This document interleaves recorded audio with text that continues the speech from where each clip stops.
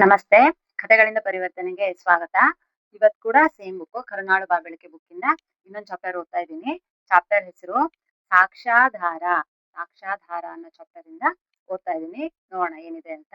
ಒಬ್ಬ ಮನುಷ್ಯ ಇರ್ತಾರೆ, ಅವ್ರಿಗೆ ತುಂಬಾ ಹುಷಾರಿರಲ್ಲ. ತುಂಬಾ ದಿವಸದಿಂದ ಹಾಸ್ಪಿಟಲ್ ಅಲ್ಲಿ ಟ್ರೀಟ್ಮೆಂಟ್ ತಗೋತಾ ಇರ್ತಾರೆ.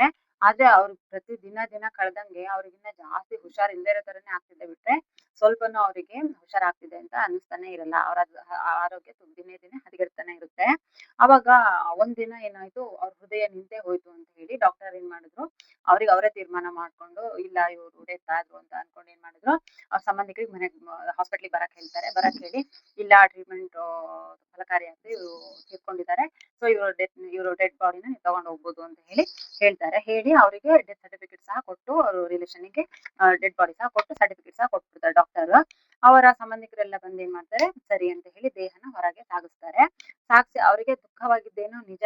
ಆದ್ರೆ ಅವನು ಅಷ್ಟು ದಿನದಿಂದ ಆಸ್ಪತ್ರೆಯಲ್ಲಿ ಇರೋದ್ರಿಂದ ಸಾವು ಏನು ಅನಿರೀಕ್ಷಿತವಲ್ಲ ಅಂತ ಅವ್ರಿಗೆ ಅನಿಸ್ತು. ಅಂದ್ರೆ ಅವ್ರ ಮನ್ಸು ಆಲ್ರೆಡಿ ಸಿದ್ಧವಾಗಿತ್ತು. ಏನಂತ, ತುಂಬಾ ದಿವಸದಿಂದ ಹಾಸ್ಪಿಟಲ್ ಅಲ್ಲಿ ಇದ್ದಾನೆ, ಹೌದು ಹುಷಾರಾಗ್ತಾ ಇಲ್ಲ, ಸ್ವಲ್ಪನೂ ಚೇತರಿಕೆ ಆಗ್ತಾ ಇಲ್ಲ, ಸೊ ಇವತ್ತಲ್ಲಿ ನಾಳೆ ಆದಷ್ಟು ಬೇಗ ಇವ್ನು ಸಾಯ್ತಾನೆ, ಇಲ್ಲಿ ಹಾಸ್ಪಿಟಲ್ ಅಲ್ಲೇ ಸಾಯ್ತಾನೆ ಅಂತ ಎಲ್ಲಾ ಸಂಬಂಧಿಕರಿಗೂ ಆಲ್ರೆಡಿ ಅವ್ರಿಗೆ ಗೊತ್ತಿರೋದ್ರಿಂದ ಅವ್ರ ಮನ್ಸು ಆಲ್ರೆಡಿ ಸಿದ್ಧವಾಗಿತ್ತು, ಇವನೇನ್ ಸಾಯ್ತಾನೆ ಅಂತ ಹೇಳಿ. ಹಾಗಾಗಿ ಅವ್ರಿಗೇನು ಜಾಸ್ತಿ ಆಘಾತ ದುಃಖ ಏನು ಆಗ್ಲಿಲ್ಲ ಅವ್ರ ಸಂಬಂಧಿಕರಿಗೆ.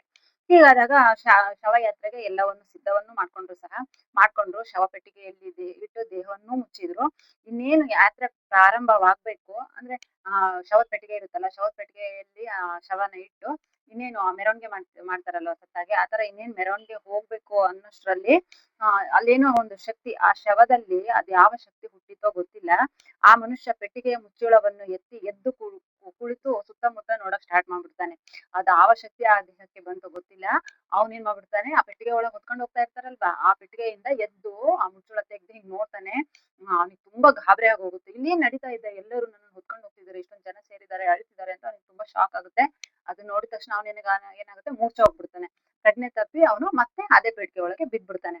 ಇವನ್ ಬಿದ್ದ ತಕ್ಷಣ ಗಾಬರಿ ಆಗಿದ್ದ ಅವನಿಗಷ್ಟೇ ಅಲ್ಲ, ಅವ್ನ್ ಹೊತ್ಕೊಂಡಿರ್ತಾರೆ ಸುತ್ತಮುತ್ತ ಜನ ಅವ್ರು ಎದ್ದು ಕೂತು ನೋಡಿರ್ತಾರಲ್ವಾ ಪೆಟ್ಟಿಗೆ ಒಳಗೆ, ಅವರಿಗೂ ಸಹ ಗಾಬರಿ ಆಗುತ್ತೆ. ಅಯ್ಯೋ ಹೆಣ ಕೂತ್ ಬಿಡುತ್ತಲ್ಲ, ಇದೇನ್ ದೆವ್ವ ಬಂದ್ಬಿಡ್ತಾ ಅಂತ ಹೇಳಿ ಅವರಿಗೂ ಭಯ ಆಗುತ್ತೆ. ಆದ್ರೂ ಅಪ್ಪ ನಮಗೆ ಹಾಕಿದ್ರು ಉಸಾಬರಿ ಅಂತ ಹೇಳಿ ಮತ್ತೆ ಶವ ಪೆಟ್ಕೊಂಡು ಹೊತ್ಕೊಂಡು ಸ್ಮಶಾನದ ಕಡೆ ತಗೊಂಡು ನಡೆದೇ ಬಿಡ್ತಾರೆ. ಸ್ಮಶಾನಕ್ಕೆ ಬಂದು ಇನ್ನೇನ್ ಶವ ಪೆಟ್ಟಿಗೆ ನೆಲಕ್ಕೆ ಇಡ್ಬೇಕು ಅನ್ನೋಷ್ಟ್ರಲ್ಲಿ ಆ ಮನುಷ್ಯ ಏನ್ ಮಾಡ್ತಾನೆ, ಮುಚ್ಚಳನ ಎದ್ ಕುತ್ಕೊಂಡ್ಬಿಡ್ತಾನೆ. ಎದ್ ಕುತ್ಕೊಂಡು ಗಾಬರಿಯಿಂದ ಕೂಗ್ತಾನೆ, ಏನ್ ಮಾಡ್ತಾ ಇದ್ರಿ, ನಾನಿನ್ನು ಬದುಕಿದೀನಿ, ನಾನಿನ್ನ ಸತ್ತಿಲ್ಲ ಅಂತ ಹೇಳಿ ಪಾಪ ಅವನು ಗಾಬರಿಯಾಗಿ ಎದ್ ಕೂತ್ಕೊಂಡು ಕೂಗಕ್ ಶುರು ಮಾಡ್ಬಿಡ್ತಾನೆ. ಅವಾಗ ಅವ್ರು ಹೇಳ್ತಾರೆ, ಅದು ಹೇಗೆ ಸಾಧ್ಯ, ನಮ್ಮ ಹತ್ತಿರ ಆಸ್ಪತ್ರೆಯ ಸರ್ಟಿಫಿಕೇಟ್ ಇದೆ, ಅದನ್ನು ನೀಡಿದವರು ಅತ್ಯಂತ ಪ್ರಸಿದ್ಧ ವೈದ್ಯರು, ಅವರೇ ನೀನು ಸತ್ತಿದ್ದೀಯಾ ಎಂದು ಹೇಳಿದಾಗ ನೀನು ಹೇಗೆ ಬದುಕುವುದು ಸಾಧ್ಯ ಎಂದರು ದುಃಖಿಗಳಾದ ಸಂಬಂಧಿಕರು. ಅವ್ನು ಎಷ್ಟ್ ಹೇಳ್ತಾನೆ, ನಾನಿನ್ನ ಸತ್ತಿಲ್ಲ, ದಯವಿಟ್ಟು ನನ್ನನ್ನು ಬಿಡಿ, ನಾನಿನ್ನು ಬದುಕಿದೀನಿ ಅಂತ ಅವ್ನು ಎಷ್ಟು ಹೇಳ್ತಾನೆ. ಹೇಳಿದ್ರುನು ಅವ್ರ ಸಂಬಂಧಿಕರು ಏನಂತಾರೆ, ಅದ್ ಹೇಗ್ ಸಾಧ್ಯ, ಡಾಕ್ಟರ್ ಸರ್ಟಿಫಿಕೇಟ್ ಕೊಟ್ಟಿದಾರಲ್ವಾ ನೀನ್ ಸತ್ತೋಗಿದೀಯಾ ಅಂತ ಹೇಳಿ, ಮತ್ತೆ ಹೇಗ್ ನೀ ಬದುಕಕ್ ಸಾಧ್ಯ ಅಂತ ಹೇಳಿ ಅವ್ರ ಸಂಬಂಧಿಕರು ನಂಬದೇ ಇಲ್ಲ. ಆವಾಗ ಅಯ್ಯೋ ವೈದ್ಯರ ಸರ್ಟಿಫಿಕೇಟ್ ಯಾಕ್ ಬೇಕು, ನಾನು ಹೇಳ್ತಿದ್ದೀನಲ್ಲ ಬದುಕಿದೀನಿ ಅಂತ, ನಿಮಗೆ ಕಾಣಿಸ್ತಾ ಇಲ್ವಾ ಅಂತ ಪಾಪ ಅವನು ಗೋಗರಿತಾನೆ. ನೀವು ವೈದ್ಯರ ಸರ್ಟಿಫಿಕೇಟ್ ಇಟ್ಕೊಂಡು ನೀವು ನೋಡ್ತಾ ಇದ್ದೀರಾ, ಆದ್ರೆ ನಾನೇ ಎದುರುಗಡೆಯಲ್ಲಿ ಬದುಕಿದೀನಿ, ಮಾತಾಡ್ತಾ ಇದ್ದೀನಿ, ನಾನೇ ಹೇಳ್ತಾ ಇದ್ದೀನಿ ನಾನು ಸತ್ತಿಲ್ಲ ಅಂತ, ಆದ್ರೂ ನೀವು ನಂಬ್ತಾ ಇಲ್ವಲ್ಲ ಅಂತ ಪಾಪ ಗೋಗರಿತಾನೆ ಅವನು. ಗೋಗರಿತಾನೆ, ಸುಮ್ನಿರಯ್ಯ, ಎಷ್ಟ್ ಮಾತಾಡ್ತೀಯಾ, ಆ ವೈದ್ಯರಿಗಿಂತ ನೀನು ಬುದ್ಧಿವಂತನಾಗ್ಬಿಟ್ಯಾ, ಇದಕ್ಕೇನಾದ್ರೂ ಒಂದು ತೀರ್ಮಾನ ಮಾಡೋಣ ಅಂತ ಹೇಳಿ ಎಲ್ಲಾ ಸಂಬಂಧಿಕರು ಒಂದೆಡೆ ಸೇರ್ತಾರೆ. ಅವ್ನು ಎಷ್ಟು ಹೇಳಿದ್ರು ನಂಬಲ್ಲ, ನಮ್ಮ ಹತ್ರ ಡಾಕ್ಟರ್ ಸರ್ಟಿಫಿಕೇಟ್ ಇದೆ, ನಿಮ್ ಮಾತನ್ನೆಲ್ಲ ನಾವ್ ನಂಬಲ್ಲ ಅಂತ ಹೇಳಿ ಇವ್ರಿಗೆ ಏನಾದ್ರು ಒಂದು ಉಪಯೋಗ ಮಾಡೋಣ ಅಂತ ಹೇಳಿ ಎಲ್ಲಾ ಸಂಬಂಧಿಕರು ಒಂದ್ ಕಡೆ ಸೇರಿ ಚರ್ಚೆ ಮಾಡಕ್ ಶುರು ಮಾಡ್ತಾರೆ. ಆಗ ಅಲ್ಲೊಬ್ರು ಹೇಳ್ತಾರೆ, ಹತ್ತಿರದಲ್ಲೇ ಒಬ್ಬ ನಿವೃತ್ತಿಯಾದ ನ್ಯಾಯಾಧೀಶರಿದ್ದಾರೆ, ಅಂದ್ರೆ ಜಡ್ಜ್ ಇದ್ದಾರೆ, ಅವ್ರಿಗೆ ರಿಟೈರ್ಡ್ ಆಗಿದೆ, ಸೊ ಅವ್ರು ಇದ್ದಾರೆ. ಅವರು ವೃತ್ತಿಯಲ್ಲಿದ್ದಾಗ ಬಹು ದೊಡ್ಡ ಹೆಸರು ಮಾಡಿದವರು, ನಿಷ್ಪಕ್ಷಪಾತವಾದ ತೀರ್ಮಾನಗಳನ್ನು ಕೊಡುವುದರಲ್ಲಿ ಅವರು ಫೇಮಸ್, ಹೆಸರುವಾಸಿಯಾಗಿದ್ದಾರೆ. ಅವರು ಯಾವಾಗ್ಲೂ ಸಾಕ್ಷಿಗಳನ್ನೇ ಬಲವಾಗಿ ನಂಬಿದವರು, ಸರಿಯಾದ ಸಾಕ್ಷಿಗಳಿಲ್ಲದೆ ತೀರ್ಮಾನ ನೀಡುವವರಲ್ಲ ಅಂತ ಹೇಳಿ ಅಲ್ಲಿರೋರೊಬ್ರು ಹೇಳ್ತಾರೆ. ಇಲ್ಲೊಬ್ರು ಜಡ್ಜ್ ಇದ್ದಾರೆ, ಅವ್ರು ತುಂಬಾ ಸಿನ್ಸಿಯರ್ ಜಡ್ಜ್ ಅವರು, ಸಾಕ್ಷಿ ಆಧಾರದ ಮೇಲೆನೆ ಅವ್ರು ತೀರ್ಮಾನ ಕೊಡೋದು, ಅಷ್ಟು ದೊಡ್ಡ ಜಡ್ಜ್ ಅವರು, ಸಾಕ್ಷಿಗಳನ್ನೇ ಬಲವಾಗಿ ನಂಬಿದವರು ಅವರು, ಅವ್ರನ್ನೇ ಕರ್ಸೋಣ ಅಂತ ಹೇಳಿ ಇವರೆಲ್ಲ ಸಂಬಂಧಿಕರೆಲ್ಲ ಮಾತಾಡ್ಕೊತಾರೆ. ಆಮೇಲೆ ಯಾರೋ ಹೋಗಿ ಅವ್ರನ್ನ ಕರ್ಕೊಂಡ್ ಬರ್ತಾರೆ, ಜಡ್ಜ್ನ ಯಾರೊಬ್ರು ಕರ್ಕೊಂಡ್ ಬರ್ತಾರೆ. ಹಿಂಗ ಆಯ್ತು ಅಂತ ಹೇಳಿ ವಿಷಯಗಳನ್ನೆಲ್ಲ ವಿವರಿಸ್ತಾರೆ. ನೋಡಿ ಹಿಂಗಾಯ್ತು ಸರ್ ಅಂತ ಹೇಳಿ ಎಲ್ಲ ನಡೆದಿರೋ ವಿಷಯನೆಲ್ಲ ಜಡ್ಜ್ ಮುಂದೆ ಹೇಳ್ತಾರೆ. ಅವಾಗ ನ್ಯಾಯಾಧೀಶರು ಈ ಎದ್ದು ಕುಳಿತ ವ್ಯಕ್ತಿಯನ್ನು ಕೇಳ್ತಾರೆ. ಈ ಸತ್ತೋಗಿದ್ದಾನೆ ಅಂತ ಇದ್ನಲ್ಲ ಆ ವ್ಯಕ್ತಿನ ಆ ನ್ಯಾಯಾಧೀಶರು ಕೇಳ್ತಾರೆ ಜಡ್ಜ್. ಅಯ್ಯ ನೀನು ಬದುಕಿರುವುದಕ್ಕೆ ಏನಾದರೂ ಸಾಕ್ಷಿ ಐತಾ ಅಂತ ಕೇಳ್ತಾರೆ. ಆ ಅವನಿಗೆ ಕೇಳ್ತಾರೆ, ನೀನು ಬದುಕಿರೋದಕ್ಕೆ ಏನಾದ್ರು ನಿನ್ನ ಹತ್ರ ಸಾಕ್ಷಿ ಇದೆಯಾ ಅಂತ ಕೇಳ್ತಾರೆ. ಅವನು ಅಳುವುದೊಂದೇ ಬಾಕಿ ಪಾಪ. ಸ್ವಾಮಿ ನಾನೇ ನಿಮ್ಮ ಮುಂದೆ ಇದ್ದೇನಲ್ಲ, ಮತ್ತು ಇದು ಸಾಲದೆ ಎಂದು ಹೋರಾಡಿ ಅತ್ತ. ನೋಡಯ್ಯ, ನನ್ನ ಮುಂದೆ ಈ ಅಳುವುದು ಕರೆಯೋದು ನಡೆಯೋದಿಲ್ಲ. ನೀನು ಕೇಳಿದಷ್ಟು ಮಾತ್ರ ಉತ್ತರ ಕೊಡು ಎಂದು ಹೇಳಿ ಸುಮ್ನಾಗ್ಬಿಡ್ತಾರೆ ಅವ್ರು ಜಡ್ಜ್. ಮತ್ ಸಂಬಂಧಿಕರನ್ನ ಕೇಳ್ತಾರೆ, ಏನಪ್ಪಾ ಅವ್ನ್ ಸತ್ತಿದ್ದಾನೆ ಅನ್ನೋದಕ್ಕೆ ನಿಮ್ಮ ಹತ್ರ ಏನಾದ್ರು ಸಾಕ್ಷಿ ಇದೆಯಾ ಅಂತ ಕೇಳ್ತಾರೆ.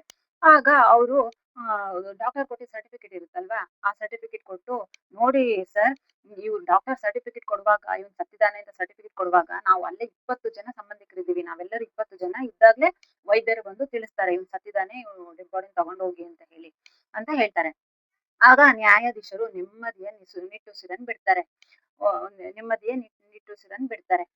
ನಿಟ್ಟುಸಿರನ್ನು ಬಿಟ್ಟೆ, ಹೌದು ನಿಮ್ಮ ಸಾಕ್ಷಿ ಬಲವಾಗಿದೆ ಅಂತ ಹೇಳಿ ಇನ್ನೇನು ಇವರ ಸಂಬಂಧಿಕರಿದ್ರಲ್ಲ, ನಮ್ಮ ಹತ್ರ ಸರ್ಟಿಫಿಕೇಟ್ ಇದೆ, ಸಾಕ್ಷಿ ಇದೆ ಅಂತ ಹಂಗ್ ಹೇಳಿದ ತಕ್ಷಣ ಅವ್ರ ಏನಂತಾರೆ, ನ್ಯಾಯಾಧೀಶರು, ಹೌದು ಹೌದು ನೀವ್ ಹೇಳ್ತಿರೋದೇ ಕರೆಕ್ಟ್, ಯಾಕಂದ್ರೆ ನಿಮ್ಮ ಹತ್ರ ಸಾಕ್ಷಿ ಇದೆ, ಅವ್ನು ಸತ್ತಿದ್ದಾನೆ ಅನ್ನೋದಕ್ಕೆ ಸರ್ಟಿಫಿಕೇಟ್ ಇದೆ. ಪಾಪ ಅವನ ಪರವಾಗಿ ಯಾವ ಸಾಕ್ಷಿಯೂ ಇಲ್ಲ, ಅವ್ನು ಬದುಕಿದ್ದಾನೆ ಅಂತ ಹೇಳೋಕೆ ಅವನ ಹತ್ರ ಯಾವ ಸಾಕ್ಷಿನೂ ಇಲ್ಲ. ಸೊ ನೀವು ಅವನನ್ನ ಕೂತಾಕ್ಬಿಡಿ ಅಂತ ಹೇಳಿ ನ್ಯಾಯಾಧೀಶ ಹೇಳ್ತಾರೆ. ಅವನನ್ನು ಪೆಟ್ಟಿಗೆ ಒಳಗೆ ಒತ್ತಿ, ಬಲವಂತ ಫೋರ್ಸ್ಫುಲಿ ಅವನನ್ನ ಒಳಗ್ ಒತ್ತಿ ಮುಚ್ಚಳವನ್ನು ಮುಚ್ಚಿ ಮಣ್ಣ್ ಮಾಡ್ಬಿಡ್ತಾರೆ. ಈಗ ಕರಜಿಗೆ ಸರ್ ಲಾಸ್ಟ್ ಅಲ್ಲಿ ಏನ್ ಹೇಳಿದಾರೆ ನೋಡೋಣ. ಇದೊಂದು ಹಳೆಯ ಜೇನ್ ಕತೆ. ಅದೆಷ್ಟು ಶತಮಾನಗಳ ಹಿಂದೆ ಬರೆದದ್ದು. ಹೇಗೆ ಸಾಕ್ಷಿಗಳನ್ನೇ ಹುಡುಕುವ ಭರಾಟೆಯಲ್ಲಿ ಸತ್ಯ ಸತ್ತು ಹೋಗುತ್ತದೆ ಎಂಬುದನ್ನು ಮಾರ್ಮಿಕವಾಗಿ ತಿಳಿಸುವ ಕಥೆ.